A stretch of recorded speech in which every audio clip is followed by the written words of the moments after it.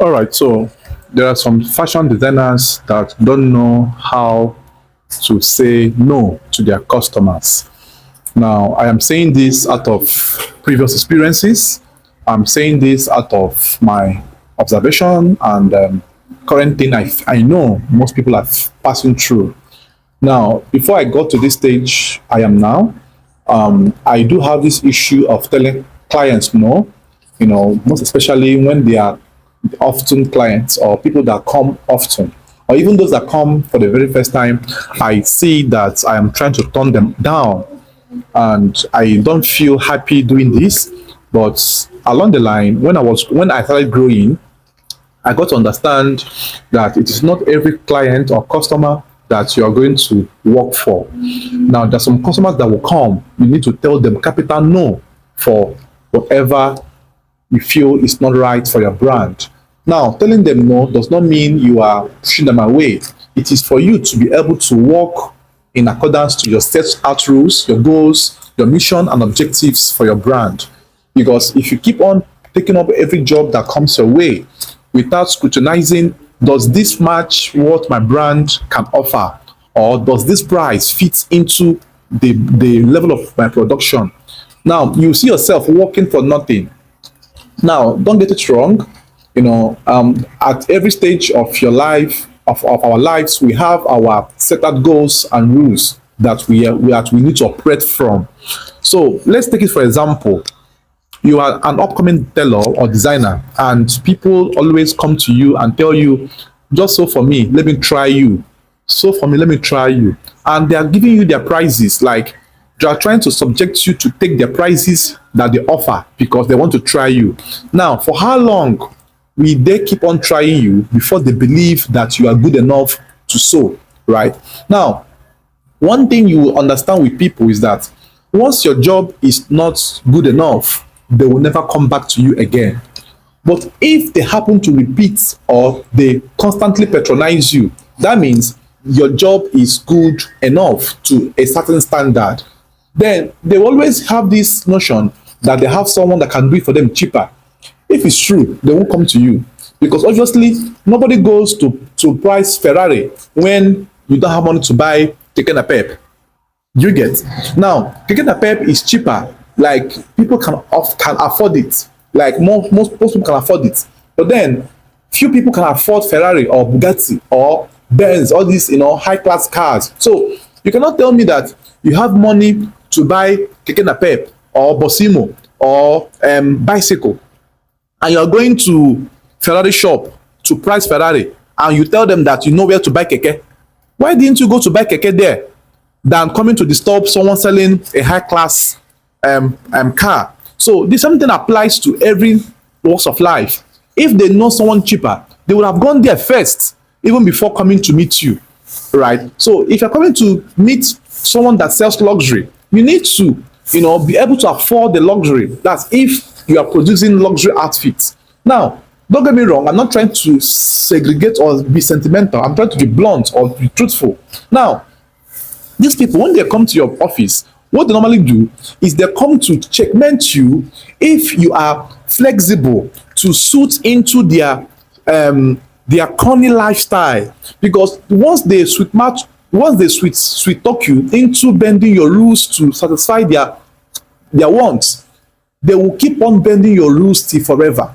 Any day you refuse and to say no, or any day you start saying no, they will start seeing that you are now being pompous, that you feel you have grown, that you feel you have, gotten money. They will now change the narrative. They will not make it look like you have been the one. They will not make it look like they have been the one growing your brand, but not knowing that the customers that patronize you doesn't stress you. Your loyalty customer, your loyal customers does not stress you, and they don't price you much.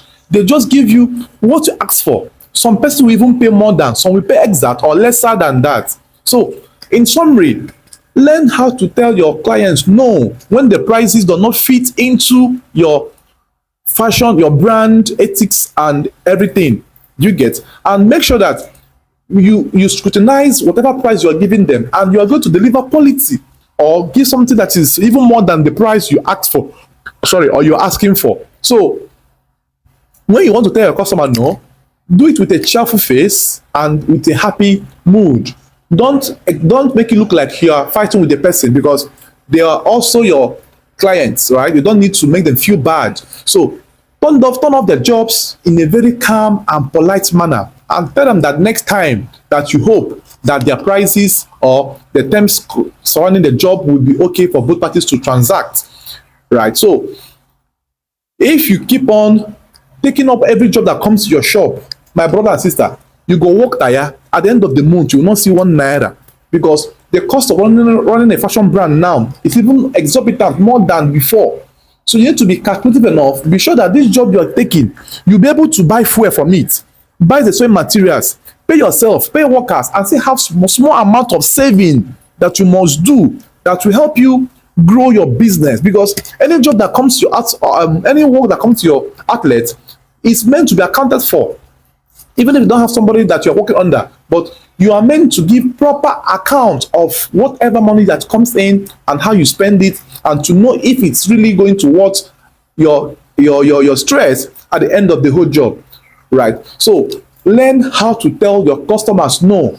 It's not every customer that comes to your shop you will work for. I keep saying this to people, right? But when saying this, please make sure you say it in a very polite manner. Especially, there are some customers that negotiate through WhatsApp, right? Now, once you have told them your prices and they start bargaining, tell them that this is the least you can go, right? And don't be harsh, just be polite, and tell them it is better that you don't have a job you are doing than you are working on low prices and producing good jobs.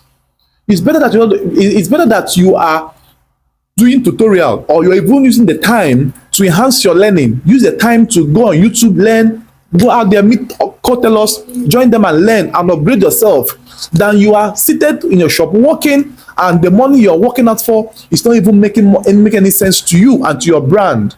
So learn how to tell your customers no in a polite manner, and also learn how to maintain your previous customers. Now, there is a trick I use sometimes to maintain my customers, the ones that are always coming to my to patronize me. Now, whenever I see that I have a program, be it a wedding, burial, child education, I try my best to attend. Now, even if I'm not attending, once they have anything like ceremony and they are I saw the post or I'm aware, I must make sure I call to exchange my pleasantry, either sympathy or congratulation messages. I must make sure I send across. And if my clients happens to sell anything that I know I need or I know I can buy, I make sure I patronize them, right? Like, for example, this my customer that always gives me her husband's clothes, the children's clothes. Every time she gives me work, and she brought the younger brother to sew in my hand, the wedding work, everything. I was the one that was doing everything for them. So I noticed that this woman sells bags of rice in the market, and she sells food stuff in the market. So what I do is, anytime I want to buy a bag of rice for myself, either for my mom or for anybody, or I know people that want to go and buy rice, I will refer them to that woman, or I will go and buy by myself, right? In some cases as well, I send money to her account and tell her to bring me bag of rice to my house, because she does home delivery. So this helps to solidify the relationship which you have with the person, and it's also kind of a means to say thank you for all you have been doing for my brand as well. But it's not as if you see that your customer sells body spray, for example, for a living, or perfume for a living, and you use perfume, but you have not for one day patronized him or her. There will be a question mark, like, this person, he uses perfume, but he does not for one day bought from me. So you need to be balancing the equation. I have a friend of mine that sews from my hand steady. My name Steven, I'll call his name. I pray he gets to watch this video. So he sews often in my hand. So recently he started selling his YouTube automation handout. I bought from him, right? And the reason I bought from him wasn't really because I needed more knowledge on YouTube automation, because I want to show that brotherliness, that patronage, that friendliness. I want to exchange my money as well with his knowledge as well, because he always exchange his money with my services and my product. So it's a time of payback. I'm trying to patronize him as well. So this is will help you to have customers that are more than customers. They will be like a family to you, and they will be there for you as always. So I just wish this video will help someone out there, or give someone another perspective of view, right? Don't accept every customer job that come to your shop that the price is not good. This is a new year. Have a change of mind and plan, but make sure that your job you're doing is also worth it. Don't go and deliver low quality job and expect to be paid in pounds and dollars, right? So try your best to be a better designer. Thanks for watching, guys. See you in the next one. Bye bye for now.